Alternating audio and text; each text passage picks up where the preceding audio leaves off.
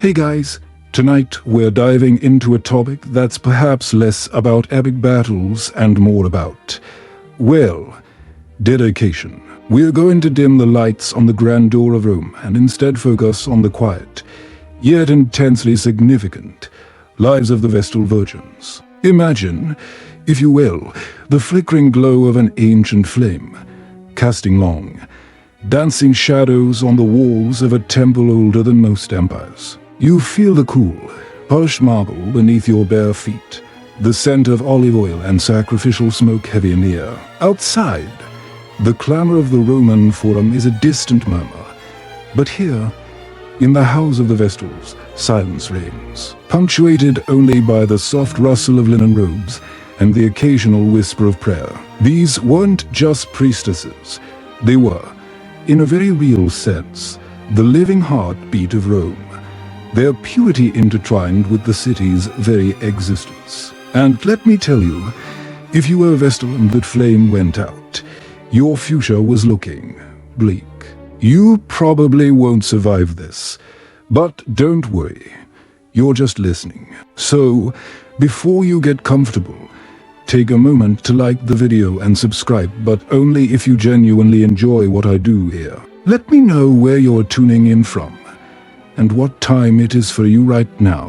Now, dim the lights, maybe turn on a fan for that soft background hum, and let's ease into tonight's journey together.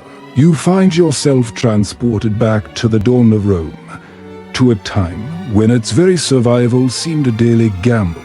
The story of the Vestals isn't just a footnote, it's woven into the foundational myths of the city itself. Picture a young Romulus, fresh from establishing his new settlement, understanding that mere walls and legions weren't enough. He needed something more, something spiritual, something to bind the disparate elements of his nascent city together. He looked to the heavens, specifically to Vesta, the goddess of the hearth, home, and family. She wasn't a warrior goddess, not a patron of grand conquests, but of the quiet, enduring essence of Roman life. Her fire, forever burning, symbolized the continuity of the Roman state, its eternal warmth mirroring the warmth of a hearth that nurtured a family.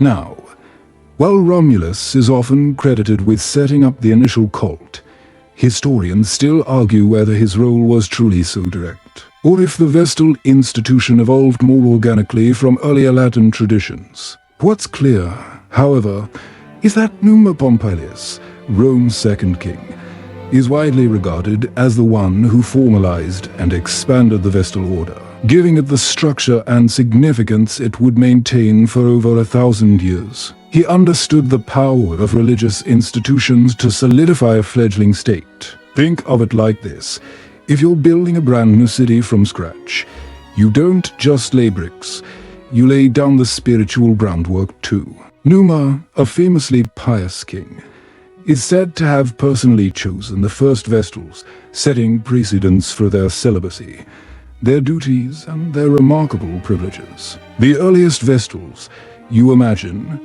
were perhaps simple priestesses tending a communal flame. But as Rome grew, so did the complexity and sanctity of their role. They were not merely custodians of a fire, they were guardians of Rome's fortune. A quirky tidbit: some scholars suggest that the emphasis on perpetual fire could have been a practical matter in early Rome, where fire starting was arduous. A perpetually burning flame meant a ready source for the community. But whatever its origins, the symbolism quickly transcended practicality. The purity of the Vestals, specifically their virginity, was intrinsically linked to the purity of the flame. If either faltered, it was believed Rome itself would suffer. You can almost feel the weight of that responsibility pressing down on their young shoulders. You see, the Vestals were the embodiment of Roman domesticity on a grand, civic scale. Vesta was the hearth of every Roman home, but also the hearth of the entire Roman state. Her temple, the Vesta*, wasn't a grand, imposing structure like the Pantheon. It was circular, a deliberate echo of the ancient round huts that represented the earliest Roman homes, and More importantly, it contained not a statue of the goddess, but a sacred fire. That fire, perpetually stoked by the Vestals, was the heart of Rome. You almost feel the subtle heat emanating from it, a warmth that was both physical and metaphorical, promising stability and protection. Without the Vestals, the fire would die, and without the fire, Rome, in the Roman mind, would cease to be. As you settle deeper into the quiet hum of the room, your mind drifts to the very core of the Vestal institution, ***, the sacred flame ****. It wasn't just *** fire. It was the ** fire, the lifeblood of Rome itself. Imagine, if you will, being a young Vestal. Your earliest memory is probably tied to the gentle glow emanating from the hearth in the ****Edes Vesta***. This wasn't merely a symbolic fire. Like a perpetual Olympic torch, it was the physical manifestation of Vesta's presence, and by extension, the prosperity and security of the Roman state. If that flame, ever so carefully tended, were to flicker and die, it was considered a terrifying omen, a direct sign of divine displeasure that could spell disaster for the city. You'd probably break into a cold sweat just thinking about it. The concept of a continually burning fire for a community hearth wasn't unique to Rome, but the Romans elevated it to an art form, imbuing it with layers of spiritual and political significance. This enduring flame was not just for warmth or light. It was a connection to the ancestors, a promise of continuity. You see, the fire in the Temple of Vesta was believed to be the original hearth fire of Ennius, carried from Troy by the legendary hero himself. A quirky tidbit here: the Romans were incredibly keen on linking their origins to the grand narratives of the Trojan War, giving their relatively young city an ancient, heroic pedigree.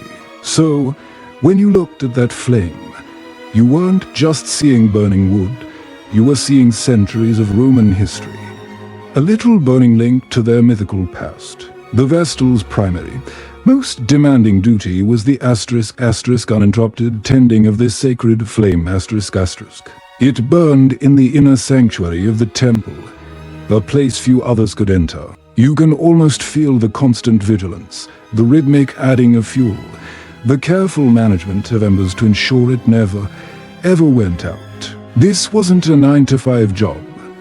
It was a 24-hour commitment, 7 days a week, for 30 years. Forget about weekends or holidays. The flame didn't care about your personal plans. Historians still argue whether the Vestals took shifts, or if there was a rotating system of responsibility.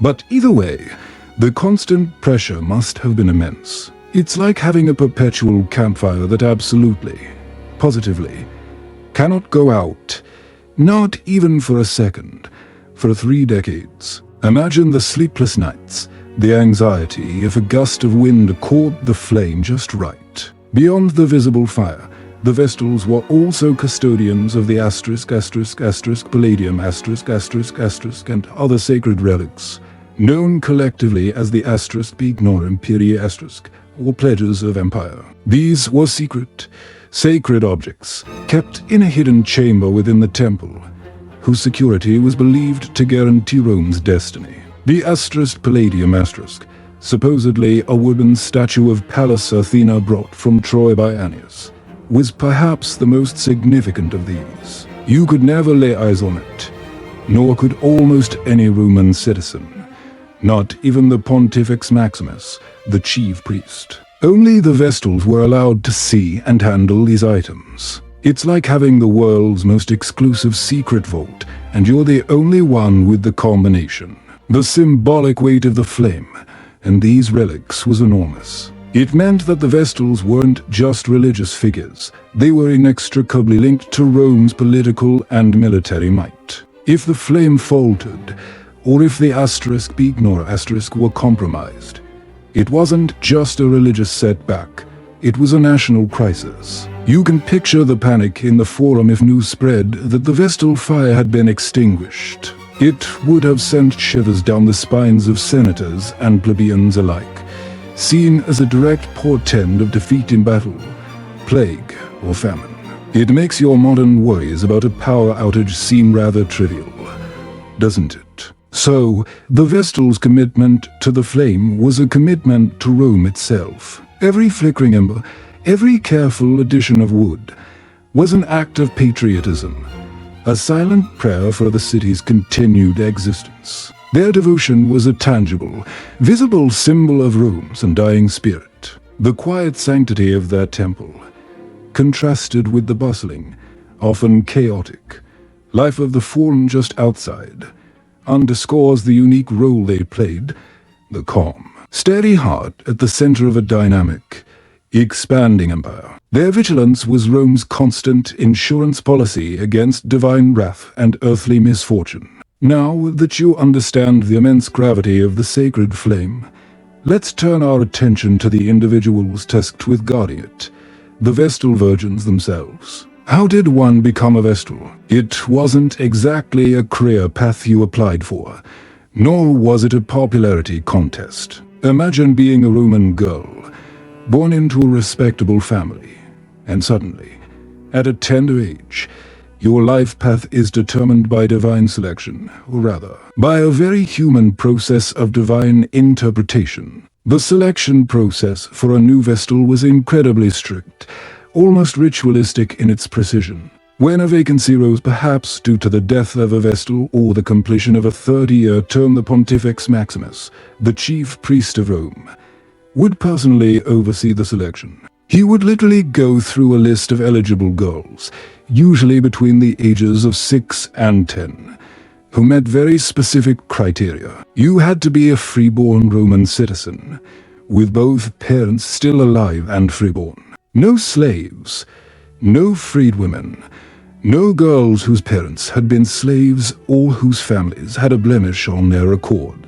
It was all about purity of lineage, reflecting the purity demanded of their service. Historians still argue whether this was a truly random selection or if there was an element of pre-selection or family influence involved.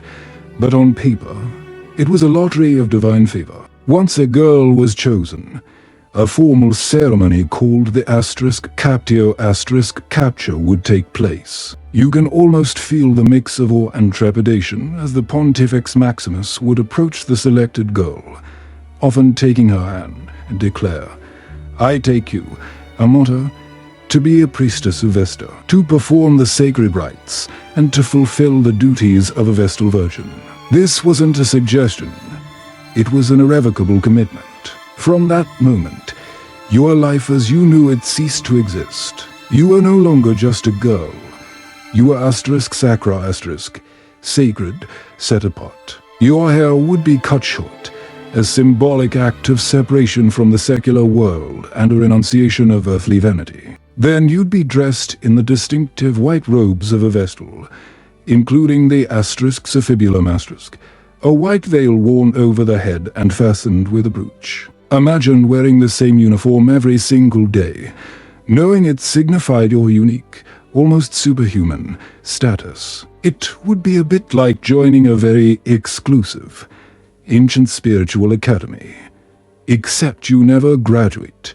Not really. The early years of a Vestal service, from roughly age 6 to 16, were dedicated to training *. This was a crucial period where you learned the intricate rituals, memorized prayers, mastered the proper way to tend the sacred flame, and understood the vast array of duties that awaited you. You'd be under the tutelage of the elder Vestals, particularly the Vestalis Maxima, the chief Vestal. Think of it as an intensive, decade-long apprenticeship in sacred service. You'd learn Latin hymns, the precise movements for sacrifices, and the almost microscopic attention to detail required for every aspect of your rule. A quirky tidbit: Vestals were also taught to prepare the mola salsa a sacred mixture of salted flour used in many Roman sacrifices. This wasn't just a culinary skill.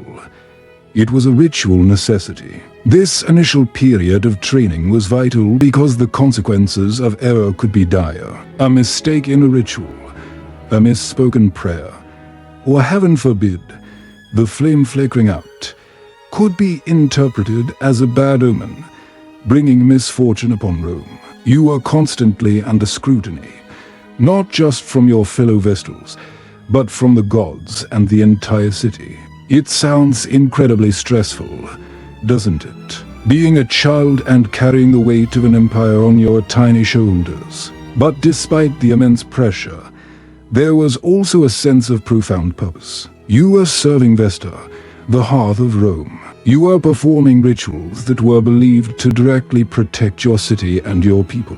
The Vestal Virgins lived together in the house of the Vestals Atrium Vesta *, a large complex adjacent to the Temple of Vesta in the Roman Forum. This was your home, your school, your entire world.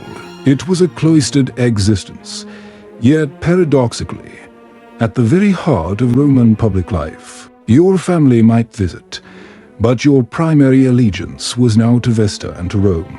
This early life forged a unique identity. You were separated from the conventional path of Roman women, who were expected to marry and raise families. Your marriage, metaphorically speaking, was to the state, your children the Roman people. It was a profound sacrifice, yet one that came with unparalleled respect and privilege, as you will soon discover. But for now, you are just a young girl, learning to tend a fire that must never die, and to embody a purity that protects an entire civilization. Having understood the rigorous path to becoming a Vestal, your thoughts now turn to the rhythm of their daily existence. It wasn't all grand ceremonies and spiritual gratis.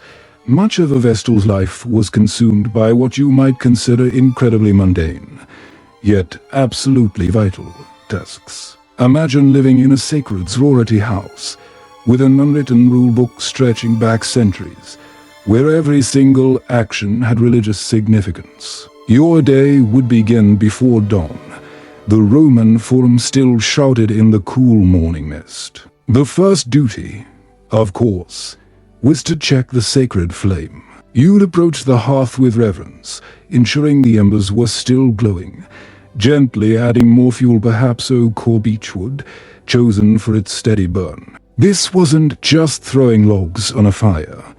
It was a precise, almost meditative act. Every flicker, every crackle was observed. This constant and ceasing vigilance was the bedrock of their service. It would be a bit like having the world's most delicate, high-stakes science experiment that you had to monitor every minute of every day. Beyond the flame, the Vestals were responsible for a multitude of other ritual duties. They fetched water from the sacred spring of Egeria, known as the Fons Communarum *, located outside the port of Copenna. This wasn't just any water. It was Aqua Vestalis *, holy water, used for purifying the temple and preparing for rituals. You'd carry the water in a special vessel, known as a Futalis *, a wide-bellied jar with a narrow neck, designed to prevent splashing and contamination. Imagine the daily trek, the weight of the water, and the knowledge that every drop was destined for a sacred purpose. A quirky tidbit, this spring was also popular for lovers who wished to pledge their fidelity, adding a touch of romance to the Vestal's daily trek for ritual purity. The preparation of the molar salsa was another routine task. This sacred mixture of toasted, ground spelt flour and salt was fundamental to almost all Roman sacrifices. It had to be prepared by the Vestals themselves on specific days, usually the nuns of each month, the 5th or 7th day. Depending on the month, you'd be grinding grain, salting it precisely, and then toasting it. It sounds like baking, but the stakes were much, much higher. This wasn't for consumption. It was to be sprinkled on sacrificial animals or offerings, consecrating them to the gods. Historians still argue whether the Vestals also prepared the Suffermen *, a concoction of ashes from the for Decidia *, a festival involving pregnant cows and other elements, used for purification during the *** festival.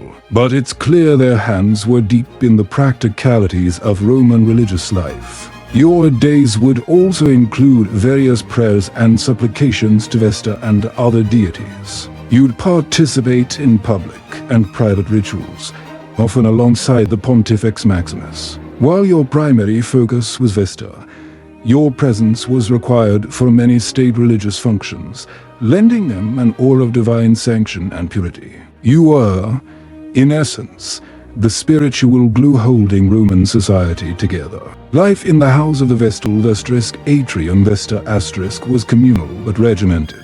You'd share meals, engage in conversation, and perform your duties together. It was a self-contained world, a sanctuary within the bustling city. Imagine living with 5 other women, all dedicated to the same sacred purpose for decades. There would be a hierarchy, of course, with the junior Vestals learning from their elders, culminating in the Vestalis Maxima, the revered head of the order. She would guide you, correct you, and ensure that every ritual was performed with absolute precision. Beyond the formal duties, there were also the quieter moments, perhaps tending to the small gardens within the Atrium Vesta or engaging in study. While not strictly scholars, Vestals would have been literate and would have understood the complex religious texts and traditions. Their lives weren't just about manual tasks. They were intellectual and spiritual too. You'd ponder the mysteries of the gods, the fate of Rome, and your unique place within it all. The strict daily routine, the constant vigilance, and the absolute precision required for every task would have instilled an incredible sense of discipline. This wasn't a life of leisure. It was a life of dedicated, painstaking service. But within that discipline, there was also immense purpose. You were not just existing. You were actively contributing to the well-being and prosperity of the greatest city in the world. And that, you imagine, was a profound and constant source of quiet pride. Having explored the detailed, almost monastic daily grind of a Vestal, you might start to wonder what the payoff was for all that dedication. Why would a respectable Roman family willingly give up their daughter for 30 years of perpetual virginity and fire tending? The answer lies in the astonishing array of privileges and power that accrued to these unique women, elevating them far above the typical Roman matron. Imagine this: you're a young Vestal, perhaps still in your training phase, but already you possess rights and distinctions that most Roman women, even those of the highest social standing, could only dream of. The most striking privilege, and one that immediately set them apart, was their independence from male guardianship ***. In Roman society, almost all women, regardless of age or marital status, were legally subject to a tutor a male guardian who controlled their property, legal affairs, and even their ability to make important decisions. But not Vestals. They were sui juris meaning of their own right. They could manage their own finances, draw up wills, and testify in court without a male representative. This was revolutionary for its time, granting them a degree of autonomy that was virtually unparalleled. You could almost feel the quiet power radiating from them as they walked through the forum, unburdened by the usual societal constraints. This independence extended to their personal wealth. Vestals received a generous state stipend, and they could also own property and receive inheritances. They were, in essence, financially secure and self-sufficient. This wasn't just pocket money. It was serious wealth, allowing them to exert influence and maintain a dignified lifestyle within the Atrium Vesta A quirky tidbit: wealthy Vestals were known to have elaborate banquets in their spacious quarters within the house of the Vestals, hosting prominent figures and showcasing their affluence. It sounds less like a convent and more like an exclusive, sacred club with excellent catering. Beyond legal and financial independence, Vestals enjoyed immense social prestige and public deference ***. When a Vestal appeared in public, usually for religious ceremonies, traffic would literally stop. Lictors, the official bodyguards of Roman magistrates, would precede them, clearing the way. If a Vestal encountered a condemned criminal on their way to execution, she had the power to pardon him, provided she declared that it was accidental and not intentional. This was a remarkable, almost divine, power over life and death. Imagine being a convicted man, facing the axe, and then seeing the white robes of a Vestal approach. It would be a moment of pure, unadulterated hope. Historians still argue whether this pawn power was used frequently or if it was more of a symbolic check on judicial authority, but its existence underscores their unique standing. They also had reserved seating at public games and theatrical performances, often in the very best spots, right next to the senators. This wasn't just a VIP pass. It was a visible statement of their elevated status, a constant reminder to the Roman populace of their sacred importance. You can picture them, serene amidst the cheering crowds, their white robes a stark contrast to the colorful tunics round them, commanding respect without uttering a single word. Their homes, the atrium Vesta, were not humble dwellings. They were spacious, elegant residences, complete with private rooms, gardens, and even running water luxury from many Romans. While they lived a disciplined life, it was far from austere in terms of comfort and amenities. It was, in many ways, the ultimate gilded cage, but a gilded cage nonetheless. Furthermore, their word carried immense weight. In legal proceedings, their testimony was considered inviolable, unlike that of other women or even many men, who might have to swear oaths on various deities. A Vestal's simple affirmation was enough. This speaks volumes about the trust and reverence they commanded within Roman society. It's like having an automatic truth serum attached to everything you say in court. And finally, their ultimate privilege was their direct access to the gods through Vesta. They were the intermediaries, the ones whose prayers were believed to be most potent, whose purity ensured divine favor for Rome. This wasn't just a perceived power.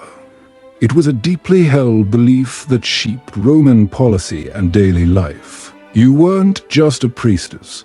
You were a direct line to the divine, the living embodiment of Rome's spiritual strength. So, while the life of a Vestal was demanding, the immense privileges and profound respect they commanded made it a path that, for many families, was seen as an extraordinary honor and a testament to their daughter's sacred calling. It was a trade-off, certainly, but one that brought unparalleled status and influence to the chosen few. Having explored the extraordinary privileges granted to the Vestals, you now find yourself observing them in their rare, yet incredibly impactful, public life They weren't secluded hermits, far from it. While their main duties were performed within the sacred confines of the atrium Vesta their appearances in the Roman Forum and beyond were always events of great significance, drawing attention and reverence.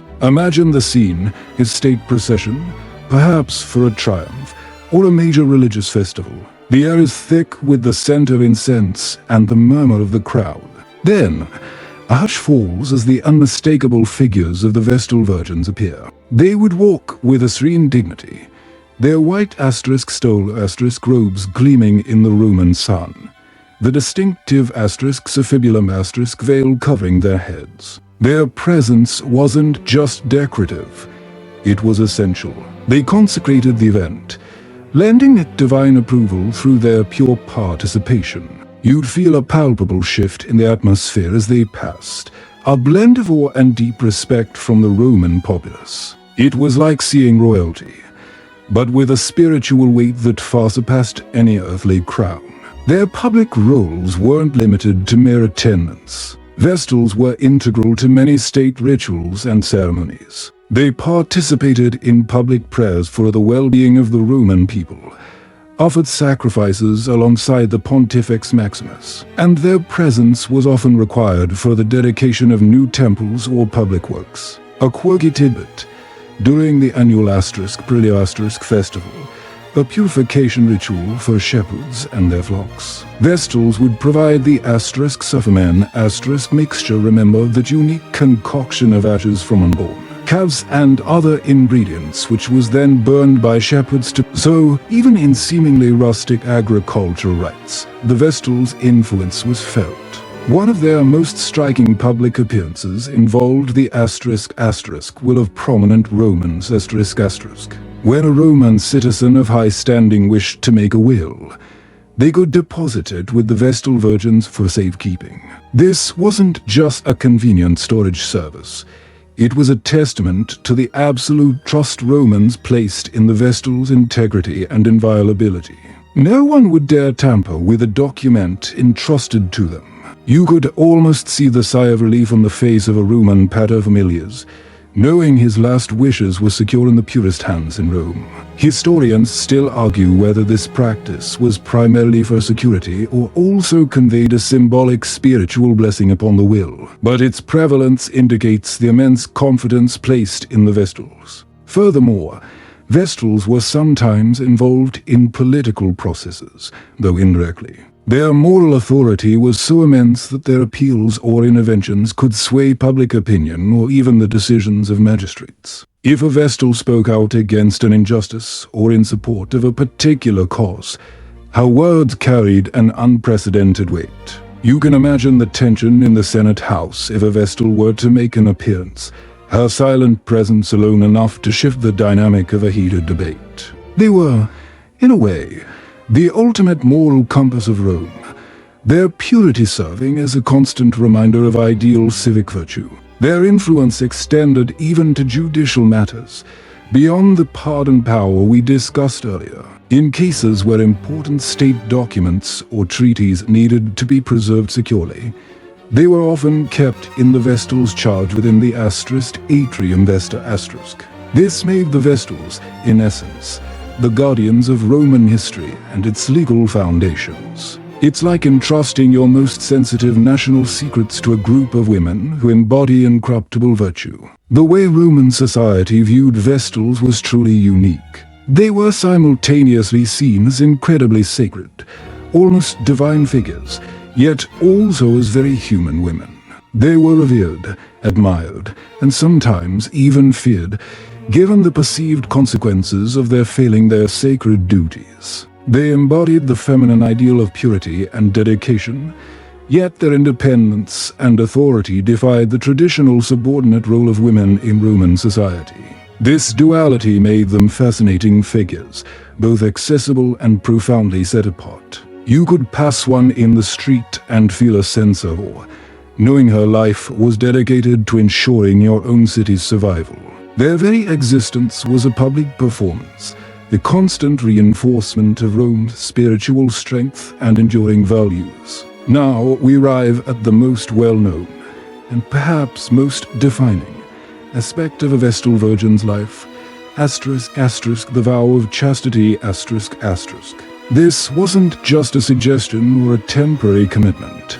It was an absolute, sacred oath of perpetual virginity for the entire 30-year term of their service. Imagine dedicating 3 decades of your life to this single, unwavering promise, knowing the profound spiritual and physical implications. For a Roman woman, marriage and motherhood were the expected, indeed celebrated, path. To forego this entirely was a radical departure from societal norms. The Vestal celibacy wasn't merely about avoiding sexual relations. It was about embodying a pristine, untouched purity that mirrored the unblemished flame of Vesta herself. This purity was believed to be the very conduit through which divine favor flowed to Rome. If a Vestal's chastity was compromised, it wasn't just a personal failing. It was a cosmic disruption, an affront to Vesta, and a direct threat to the safety and prosperity of the entire Roman state. You can almost feel the chilling weight of that responsibility settling upon them from the moment of their *captio*. The connection between the Vestal virginity and Rome's well-being was deeply ingrained in the Roman psyche. It was believed that the city's fortunes, its military victories, its harvests, even its defense against plague, were all tied to the unblemished purity of these 6 women. This makes their vow of chastity far more than a personal sacrifice. It was a constant act of collective civic protection. If a Vestal broke her vow, it was not merely *incestum* unchastity, but a form of treason, a sacrilege that impelled everyone. To ensure this purity, Vestals lived a largely cloistered life within the *atrium Vesta*. While they appeared in public for ceremonies, their interactions with men were highly regulated.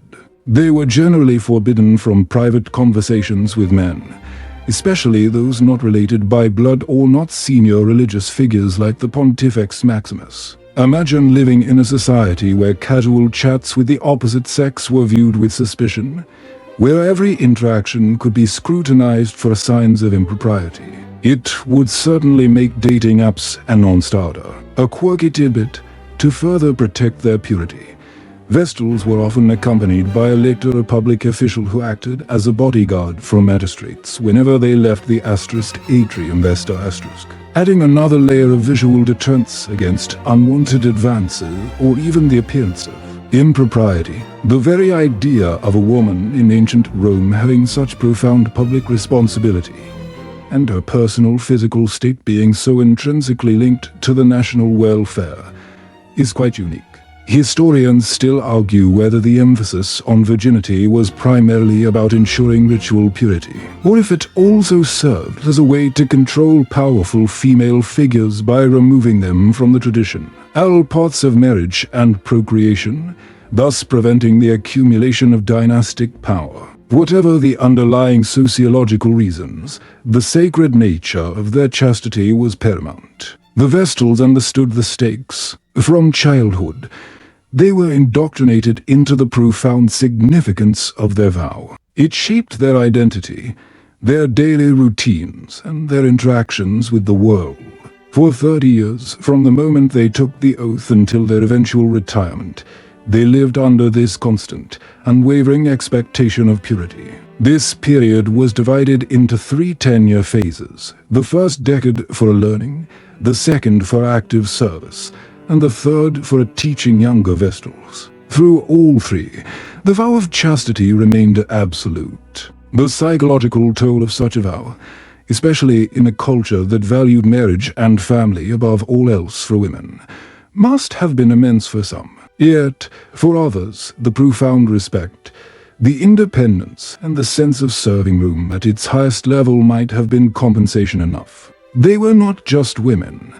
They were living symbols, their bodies and souls dedicated to a higher purpose. And it was this absolute dedication to purity that made the Vestal Virgins perhaps the most revered, and simultaneously the most vulnerable, women in all of Rome. As you consider the absolute nature of the Vestal vow, a chilling thought inevitably surfaces. What if that sacred promise was broken? The consequences of ** breaking the vow ** of chastity, known as *incestum*, were not merely severe, they were truly terrifying, a stark reminder of the immense stakes involved. This wasn't a matter for a civil court or a minor religious penance. It was an act deemed so heinous, so detrimental to the very fabric of Rome, that it demanded a punishment reserved almost exclusively for this unique transgression. Imagine the horror. News begins to circulate. Whispers turn to rumors, and eventually, formal accusations are brought against a Vestal Virgin for *incestum*. The city would be gripped by a collective anxiety, convinced that any misfortune befalling Rome, a failed harvest, a military defeat, an epidemic, was a direct consequence of this divine offense. The Pontifex Maximus, along with a council of priests, would convene a special tribunal to investigate. This wasn't a quick process. It could drag on for months, with witnesses called and evidence meticulously examined. You can almost feel the eyes of an entire city, heavy with fear and superstition, fixed upon the accused, her every move scrutinized. If a Vestal was found guilty of incestum, the punishment was not execution in the conventional sense, as spilling the blood of a Vestal was considered sacrilege itself. Instead, a far more macabre and agonizing fate awaited her. Live burial. This wasn't a quiet affair. It was a public spectacle, designed to send a chilling message to anyone who dared to contemplate such a transgression. The site for these burials was typically the Campus Celeratus, or Field of Wickedness, just outside the Porta Collina in Rome. The name alone sends shivers down your spine, doesn't it? You can picture the procession, the condemned Vestal, dressed not in her pure white robes, but perhaps in the dark garments of a funeral, carried on a litter as if she were already dead. She wouldn't be paraded through the busiest parts of the Forum, but through quieter streets, a deliberate attempt to separate her from the living world even before her final moment. Her family would not be allowed to mourn her publicly. They would be expected to disown her, to erase her from their lineage, lest divine wrath extend to them too. Upon reaching the Campus Celeratus, a small, subterranean chamber would have been prepared, equipped with a simple couch, a lamp, and a small amount of food and water, a loaf of bread, a pitcher of water, a jug of milk, and some oil. This wasn't an act of mercy, but a grim adherence to the letter of the law. Technically, she wasn't being executed by human hand, but left to starve, thus avoiding the direct shedding of sacred blood. A quirky tidbit. Some accounts suggest that the Vestals who escorted her to the burial site would weep, not necessarily for the condemned, but as a ritualistic expression of grief for the loss of her purity and the impending doom for Rome. As she descended into the narrow chamber, the Pontifex Maximus would offer a final, chilling prayer, confirming the ritual purity of the proceedings and appealing to the gods for forgiveness. The entrance would then be sealed, with earth piled on top, effectively burying her alive. You can almost hear the soft thud of dirt, muffled and terrifying, as her world goes dark forever. It's a punishment so psychologically brutal, so utterly dehumanizing, that it sends a cold dread down your spine.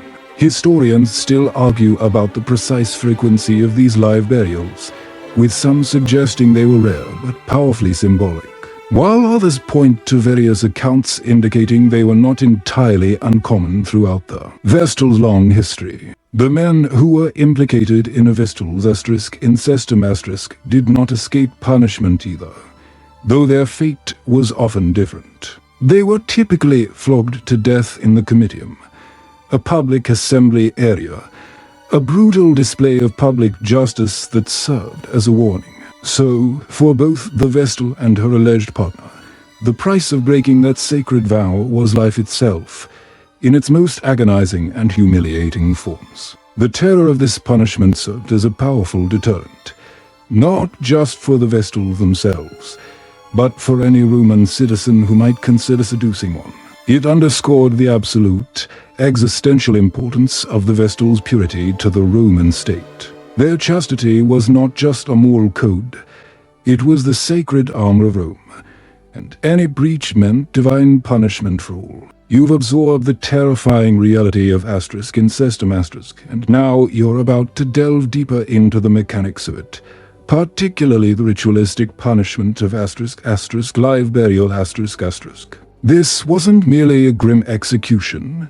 It was a carefully orchestrated performance designed to appease the gods and cleanse Rome of the perceived sacrilege. It was a macabre ballet of fear and superstition, a chilling display of state power against divine transgression. Imagine the condemned Vestal being led to the Campus Celeratus, that dreaded field of wickedness. This wasn't a quick walk. It was a deliberate, solemn procession. The Vestal, stripped of her sacred white robes and adorned in the attire of a corpse, symbolized her complete severance from the living world and her sacred office. She would be placed on a closed litter, emphasizing that she was already considered dead to society. Even as she drew her last breaths, you can almost hear the hushed whispers of the few onlookers, the heavy silence broken only by the mournful steps of the escort. It was a procession of utter despair. Upon arrival, the carefully prepared subterranean chamber awaited. This wasn't a crude pit. It was a purpose-built vault, a small, dark cell meant to mimic a tomb. Inside, as mentioned, a meager provision of food and water was placed.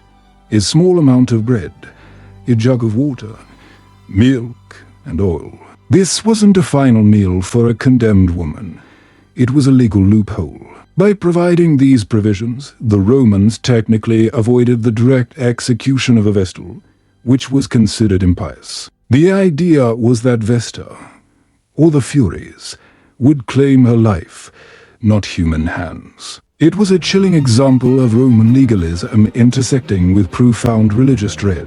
You can almost feel the dry dust in your throat, the clammy air, the overwhelming sense of finality. The Pontifex Maximus, the highest religious authority, would then lead the fine rites. He would utter prayers, possibly invoking Vesta to accept the punishment and spare Rome for the divine wrath. This was a moment of profound public anxiety, a plea to the gods to avert disaster. As the Vestal descended the ladder into the claustrophobic darkness of the chamber, the ladder itself would then be removed. The entrance, typically a stone slab, would be sealed, and earth would be piled on top, erasing any trace of the living woman beneath. A quirky tidbit. Some ancient sources suggest that the Vestal's male accomplice, if identified, would be scourged to death in the Comitium, a public square, often by the Pontifex Maximus himself. This two-pronged punishment underscored the gravity of the transgression for both parties. The concept of live burial was unique to the Vestals. For almost all other capital crimes in Rome, conventional execution methods like beheading or throwing from the Tarpeian lock were used. But the Vestals were different. Their sacred status meant their blood could not be shed. This method of punishment thus served a dual purpose. It eliminated the offending Vestal, and it did so in a way that preserved the ritual purity of the state by avoiding direct sacrilege. It was a brilliant, if utterly horrifying, solution to a profound religious dilemma. Historians still argue whether the asterisk in system asterisk accusation was always purely religious, or if it sometimes served as a convenient tool for political enemies to eliminate inconveniently powerful women, especially when the Vestal's political influence grew. The psychological impact on the remaining Vestals must have been immense. Every live burial was a stark, visceral reminder of the constant vigilance required, the absolute nature of their vow, and the terrifying price of failure. It reinforced the idea that their personal purity was indistinguishable from the purity and safety of the entire Roman state. You can almost feel the chill wind that would sweep through the asterisk atrium Vesta asterisk after such an event, the unspoken fear hanging heavy in the air, reminding each Vestal of her own profound responsibility. This form of punishment, gruesome as it was, persisted for centuries, a testament to the enduring power of the Vestal cult and the Romans' unwavering belief in the divine consequences of asterisk incestum asterisk. It wasn't about vengeance for the individual. It was about propitiating the gods and protecting Rome from an existential threat. The live burial was the ultimate, chilling expression of the price of serving the gods, a sacrifice demanded not just of the condemned, but of the very soul of the Roman people. The harrowing reality of live burial was a constant shadow for the Vestals, and history records several instances where this terrifying punishment became a stark reality. You are now going to explore some of the more famous accusations that rocked Rome, revealing how these holy women, despite their revered status, were not immune to public suspicion, political machinations, or the chilling hand of fate. One of the earliest and most infamous cases involves Pinaria who, according to Livy, was buried alive for in system in 483 BCE. This early date highlights how deeply ingrained the fear of unchastity was from Rome's earliest days. The accusation came during a period of famine and plague, further reinforcing the Roman belief that such calamities were divine retribution for a broken vow. You can imagine the widespread panic and the desperate need to find a scapegoat to appease the angry gods. Honoria's death, though tragic, was seen as a necessary ritual cleansing, a painful sacrifice to restore Rome's harmony with the divine. Then there's the case of Minutia, accused in 337 BCE. Her fate is particularly poignant. While she wasn't actually buried alive, she was condemned to death by a priestly college who found her guilty. However, public opinion and some magistrates intervened, pleading for mercy. Eventually, the Pontifex Maximus decided to impose a more lenient sentence, confining her to a house in the port town of Antium, a sort of internal exile. This case is a quirky tidbit because it shows a rare instance where the rigid strictures around Vestals bend slightly, perhaps due to popular sympathy or a lack of definitive evidence. It suggests that while the law was absolute, its application could occasionally be tempered by circumstances, even for a Vestal. Perhaps the most dramatic and politically charged accusations came during the time of the Gracchi brothers, towards the end of the 2nd century BC, and then later under Emperor Domitian. The late Republic was a period of intense political turmoil, and accusations against Vestals sometimes became entangled in these power struggles. Take the case of ** Emilia, Licinia, and Marcia ** in 114-1. Initially, only Emilia was accused and condemned to live burial, but the public, still uneasy about the omens and the integrity of the Vestals, wasn't satisfied. A tribune, Sextus Perdicaeus, even called for the case to be reopened. The investigation was then placed in the hands of Lucius Cassius Longinus Revilla, a famously severe judge known for his rigor. He re-examined the evidence and expanded the inquiry, ultimately condemning both Licinia and Marcia as well. This decision was highly controversial, leading to public outcry and charges of excessive harshness. Imagine the uproar in the forum, the passionate debates about justice, piety, and the state of Rome's soul. Historians still argue whether these accusations were truly based on genuine religious transgressions or if they were politically motivated, used by ambitious figures to undermine rivals or to demonstrate their own piety and moral authority in a volatile era. It certainly makes you wonder about the intersection of religion and politics in ancient Rome, doesn't it? The Vestals, despite their sacred protection, were not immune to the ruthless games of power. Their unique status made them both revered symbols and tempting targets for those who wished to exploit their influence. An accusation of incestum whether true or fabricated, could cause immense public alarm and be used to justify extreme measures. These cases remind you that even in a society deeply steeped in religious belief, human fallibility, ambition, and the shifting sands of public opinion could profoundly impact the lives of these sacred women. They were caught between the divine expectations of their rule and the very human realities of Roman society. Each accusation, each trial, and especially each condemnation, was a chilling demonstration of the absolute price of serving the gods, a lesson etched in the very stones of the Campus Serratus. Given the terrifying consequences of accusations, you might wonder how a Vestal could ever hope to clear a name. Facing a charge of incestum was a life-or-death struggle. Desperate times called for dramatic measures. You're now going to witness the extraordinary and often miraculous ways Vestals attempted to prove their innocence and maintain their purity in the face of public doubt and grim accusations. Imagine being accused, the shadow of live burial looming, and knowing that your only hope lay in a public demonstration of divine favor. One of the most famous, and frankly awe-inspiring, stories involves the Vestal Tucha. She was accused of incestum in 196 BC, a politically charged period. To prove her innocence, she famously invoked Vesta herself. Standing by the Tiber River, before a large crowd, she prayed to the goddess to grant a sign of her purity. Then, she took a sieve, plunged it into the muddy waters of the Tiber, and miraculously carried it back to the temple without spilling a single drop.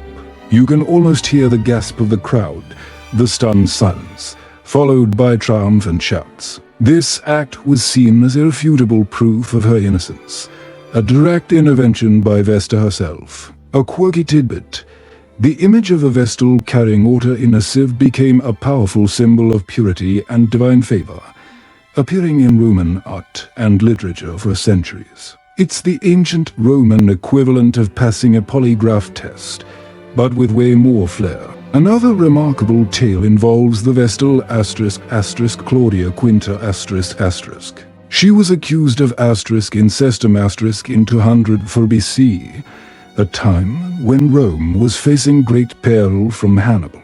The cult image of Magna Mater Cybele was being brought to Rome from Phrygia, but the ship carrying it ran aground in the Tiber. The Roman men, despite their efforts, could not dislodge it. Claudia Quinta, who was facing public suspicion, stepped forward. She called out to the goddess, "If I am chaste, O mother of the gods, I command thee to follow me." She then grabbed the rope and, with seemingly superhuman strength, single-handedly pulled the ship free. This was immediately interpreted as a divine vindication of her purity.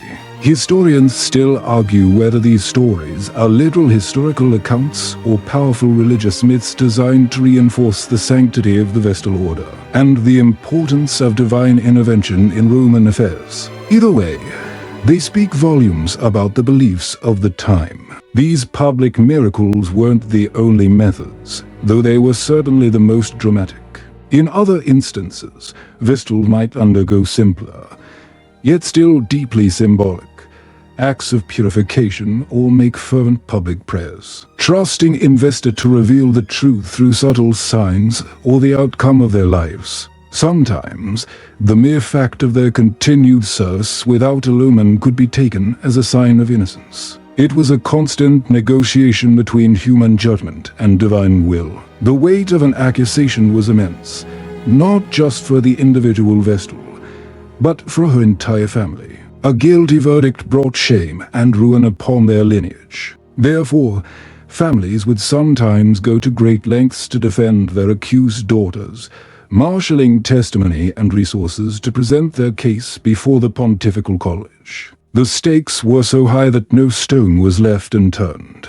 These stories of miraculous vindication served a crucial purpose.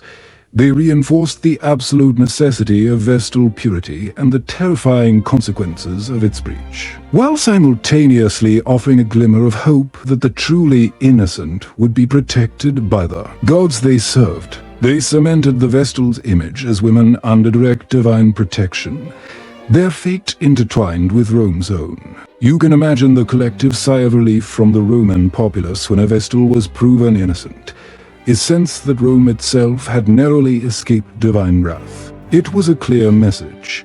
Vesta watched over her servants, and her justice, though severe, was ultimately true. You've seen how Vestal sometimes navigated accusations with divine intervention. But now you'll observe a darker side of their unique position.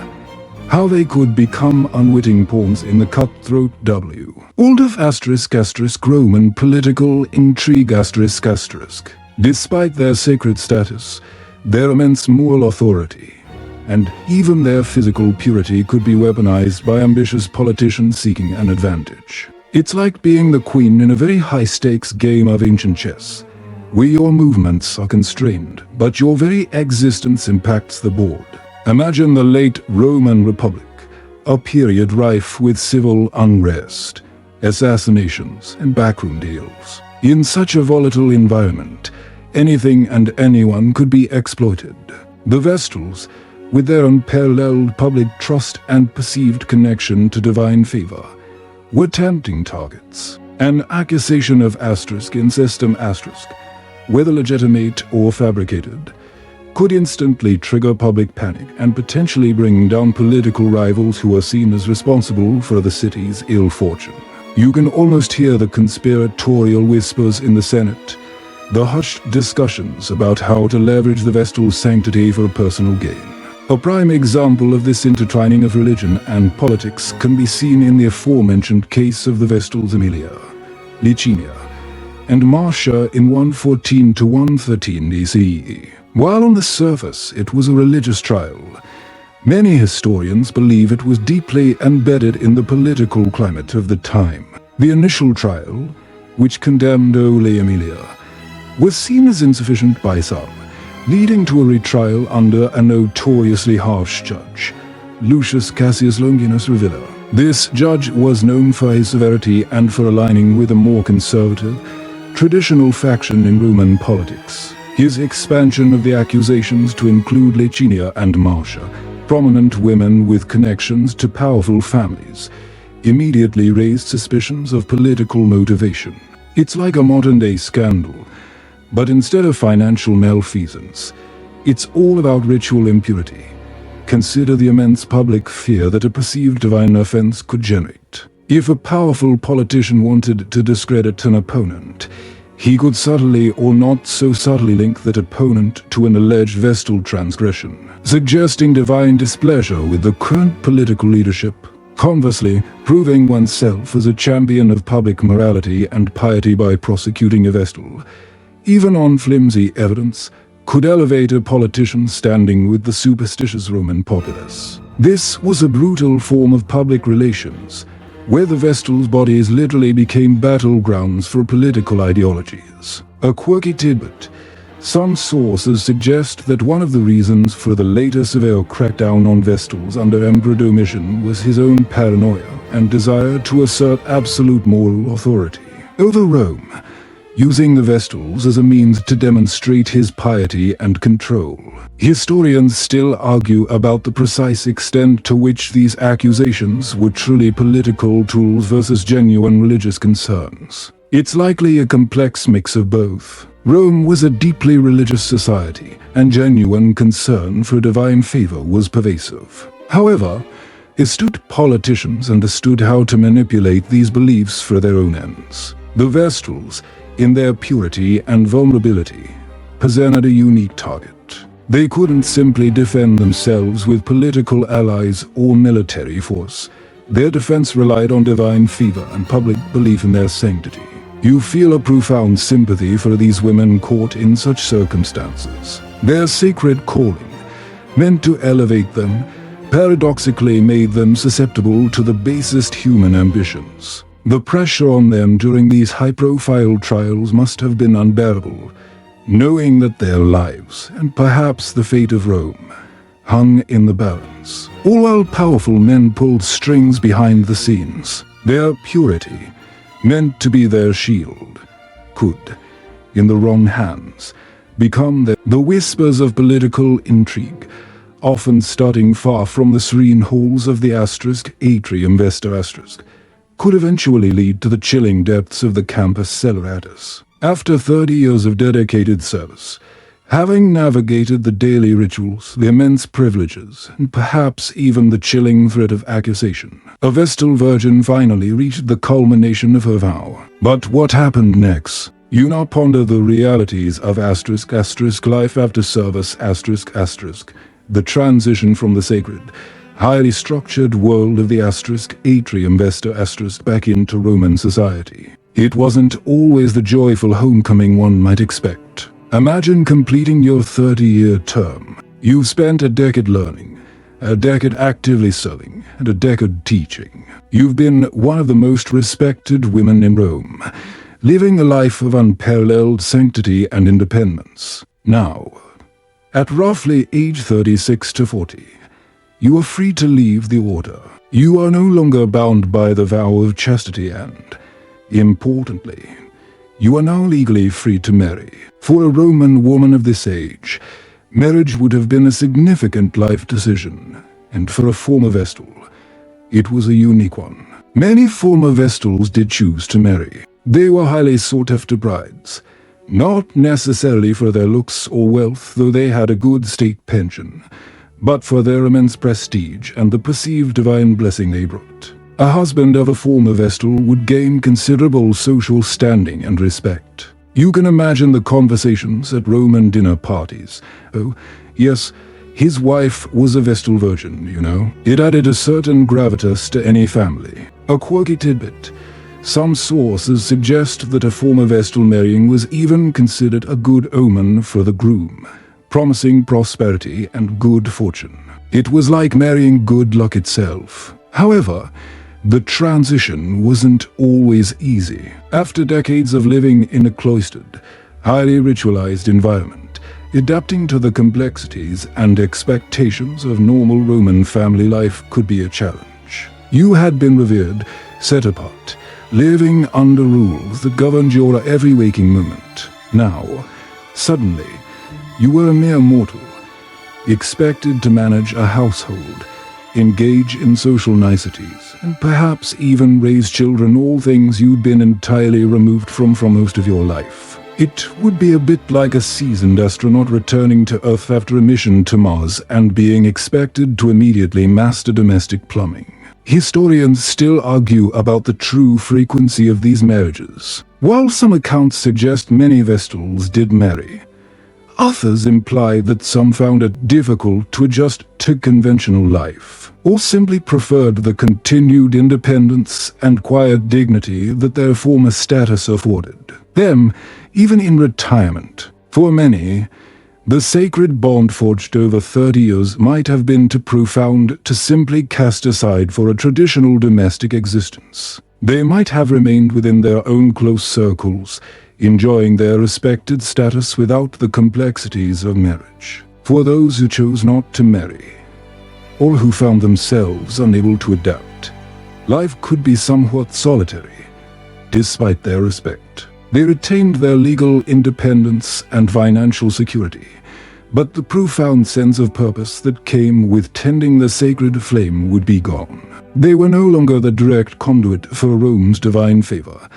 That immense responsibility had been passed on to the next generation of Vestals. You can almost feel a gentle melancholy settling over them, a quiet pride in their past service mixed with the quietude of a life less defined. Ultimately, the lives of Vestals after their service demonstrate the profound dichotomy of their existence. They were given incredible power and freedom within the confines of their religious role.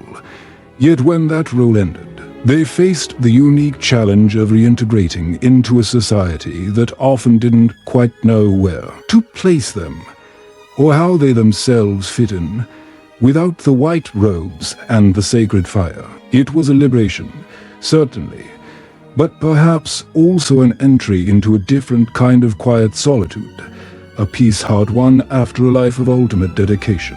Having seen the Vestals in their prime and retirement, you now witness the inevitable arc of history. Even the most ancient and revered institutions eventually face the shifting tides of society, and the Vestal cult was no exception. You are now going to observe the slow, almost imperceptible ** decline and eventual fall ** of the Vestal Virgins, a process intertwined with the broader transformation of Rome itself. Imagine Rome in its twilight, no longer the burgeoning republic, but a vast, sprawling empire. For centuries, the Vestals endured, their flame a constant amidst political upheavals and imperial expansions. But with the rise of new philosophical ideas, the burgeoning popularity of mystery cults, and, most significantly, the relentless spread of Christianity, the old Roman pagan traditions began to wane. The Vestals, so intrinsically linked to the ancient Roman way of life, found their relevance gradually diminish. You can almost feel the shift in the spiritual atmosphere, a slow cooling of the collective belief in the old gods. The first significant blow came not from a direct assault, but from a gradual loss of state support and public interest. As emperors embraced different deities, or, later, Christianity, the lavish public funding and personal attention once bestowed upon the Vestals began to dwindle. The grand state ceremonies became less frequent, the public veneration less fervent. It's like watching a once vibrant cultural tradition slowly fade from prominence, not with a bang, but with a quiet whimper. The definitive end for the Vestals, and indeed for most official Roman paganism, arrived with the rise of Christian emperors. Emperor Gratian, in 380 CE, began dismantling the state's support for pagan cults. He removed the altar of victory from the Senate House, a potent symbol, and crucially, he abolished the public funding for the Vestal Virgins along with other pagan colleges. This was a monumental blow. Without state stipends and endowments, the atrium Vesta and the temple could no longer be maintained as they once were. Imagine the shock, the dismay, for the remaining Vestals who had known nothing but state-supported sacred service. The final, decisive blow came under Emperor Theodosius I.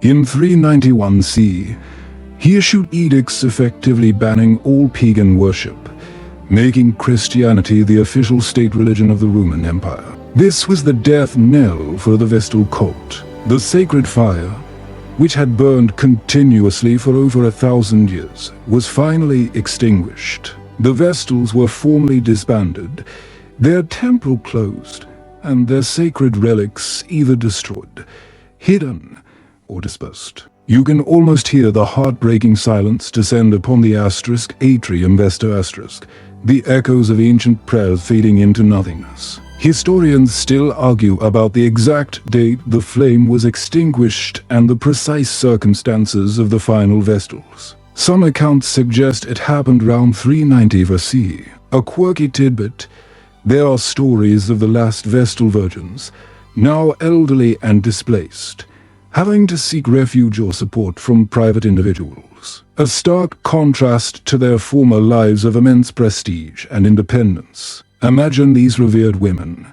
who once held the fate of Rome in their hands, reduced to relying on charity in their old age. The end of the Vestals marked the end of an era. It was a symbolic severing of Rome from its ancient pagan roots, a complete transformation of its spiritual identity. The city that was once defined by its reverence for Vesta and her virgin priestesses now turned its gaze towards a new, monotheistic faith. The Vestals, who had overseen Rome's journey from a small settlement to a vast empire, ultimately became a casualty of that same empire's profound religious metamorphosis. Their story serves as a poignant reminder that even the most enduring traditions are ultimately subject to the relentless march of time and societal change. You've traced the Vestals' journey from their mythical origins to their quiet demise. Now, as the final embers of their sacred flame fade, you reflect on their enduring legacy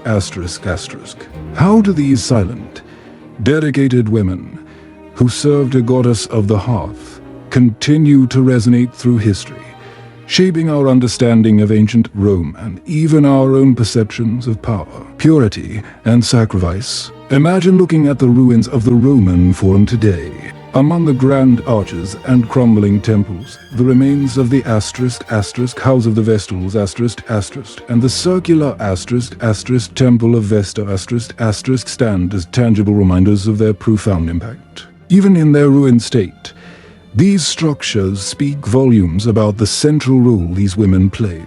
They weren't just figures in dusty texts, they were the living heart of Rome for over a millennium. When you see the foundations of their homes, you can almost hear the rustle of their robes, the whispers of their prayers. The Vestals left an indelible mark on Roman law and societal norms. Their unique independence from male guardianship was a groundbreaking concept that subtly challenged the patriarchal foundations of Roman society. While it was an exception rather than a rule, it demonstrated that women, under specific circumstances, could indeed manage their own affairs and wield significant influence. This aspect of their status, though limited to a select few, offers a fascinating glimpse into the potential for a female autonomy in a world that largely denied it. Historians still argue about the true extent to which the Vestal's independence influenced later legal developments concerning women's rights.